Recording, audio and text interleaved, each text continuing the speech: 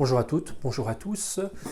Alors je vais commencer la deuxième partie de notre cours de philosophie, c'est la partie consacrée à l'introduction à la philosophie. Je vais donc la commencer en vidéoconférence étant donné les conditions sanitaires. Je vais donc faire une série de capsules vidéo assez courtes de 5 à 10 minutes qui vous permettront de suivre la matière exactement comme je vous l'aurais enseigné si nous avons été dans un auditoire et que j'avais pu donner le cours ex cathedra.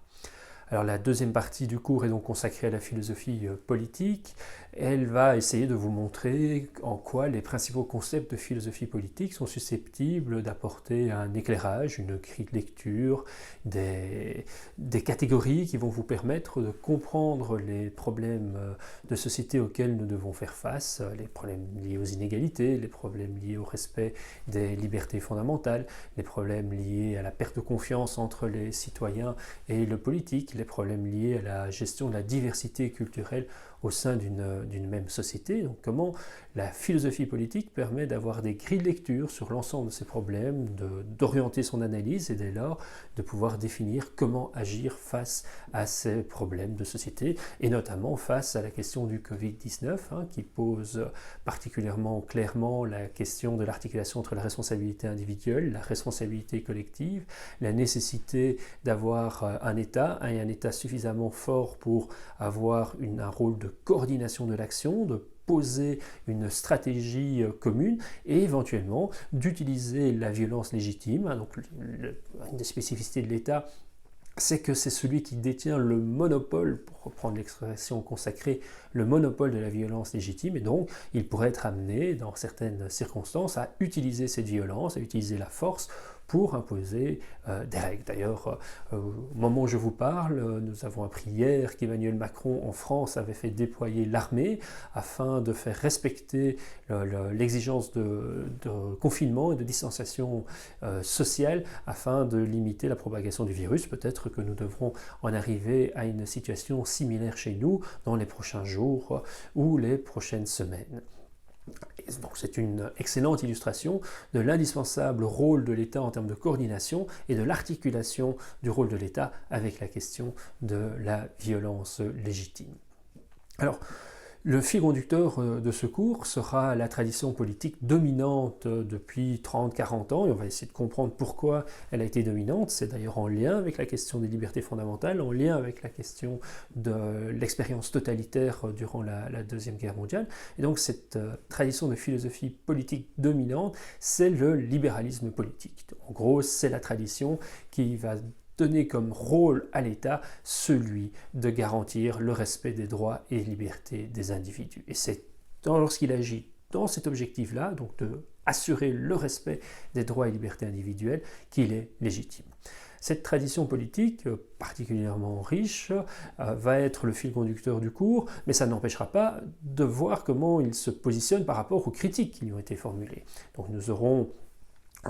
un schéma de cours qui sera construit sur base d'abord d'une introduction resituant le libéralisme politique dans le cadre général de la pensée philosophique moderne, de la pensée politique moderne. On fera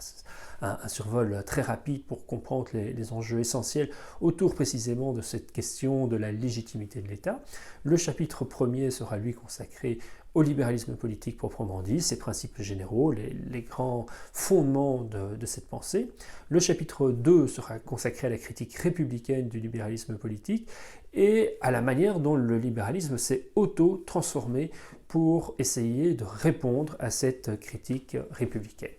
Le chapitre 3 lui portera sur la critique socialiste et de même toujours l'autotransformation du libéralisme en réponse à la critique socialiste. Enfin, le quatrième chapitre portera lui sur la critique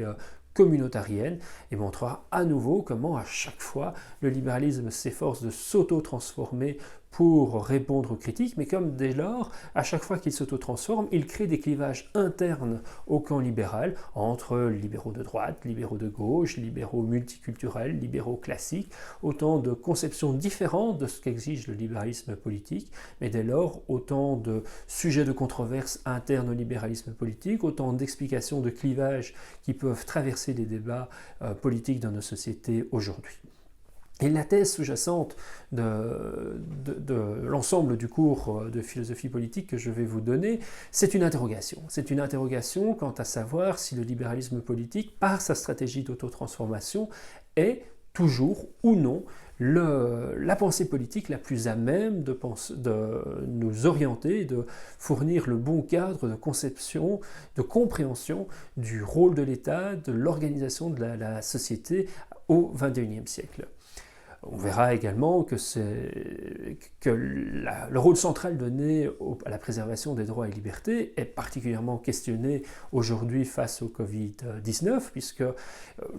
dans le but de préserver le droit fondamental de chacun, qui est le droit à la vie, le droit à la santé plus généralement, nous acceptons une restriction très importante de certains de nos autres droits et de nos autres libertés, par exemple le droit à la mobilité, la liberté de se déplacer est fortement restreint aujourd'hui, mais le droit au travail est fortement limité pour beaucoup d'entre nous également actuellement. Donc l'État, face à une menace d'ampleur, se trouve dans une situation où il est obligé d'hiérarchiser les droits et libertés que jusqu'il y a quelques jours encore, nous pensions pouvoir défendre de manière harmonieuse. Donc, est-ce qu'il y a là quelque chose qui va remettre en question fondamentalement le privilège ou la domination du libéralisme politique ces 40-50 dernières années, ou est-ce qu'au contraire le libéralisme politique a encore et toujours en lui-même les capacités de penser ses propres limites, de penser les critiques qui lui sont faites traditionnellement, et qu'il n'y a pas lieu de devoir le remettre en question, mais au contraire de voir dans chacun des problèmes de société auxquels nous devons faire face, le moteur à une nouvelle autotransformation du libéralisme, peut-être à une nouvelle évolution du libéralisme politique. Et donc on a finalement une question centrale, une question auquel il n'y aura d'ailleurs pas de réponse définitive dans le cadre de ce cours, mais sur laquelle nous reviendrons en conclusion. C'est dans le contexte de nos sociétés du XXIe siècle, dans nos sociétés extrêmement plurielles, extrêmement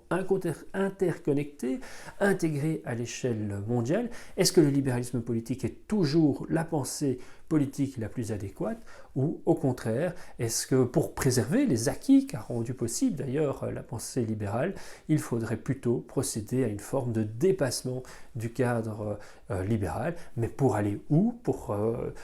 penser quelle alors conception politique, quelle inspiration pourrait-on trouver dans les autres traditions qui ont été les critiques traditionnelles du libéralisme politique, mais quel équilibre sans doute aussi avec le libéralisme politique. Autotransformation ou dépassement du libéralisme politique, c'est en quelque sorte la question sous-jacente à cet itinéraire que je vous propose de faire ensemble à travers la philosophie politique. Je vous remercie.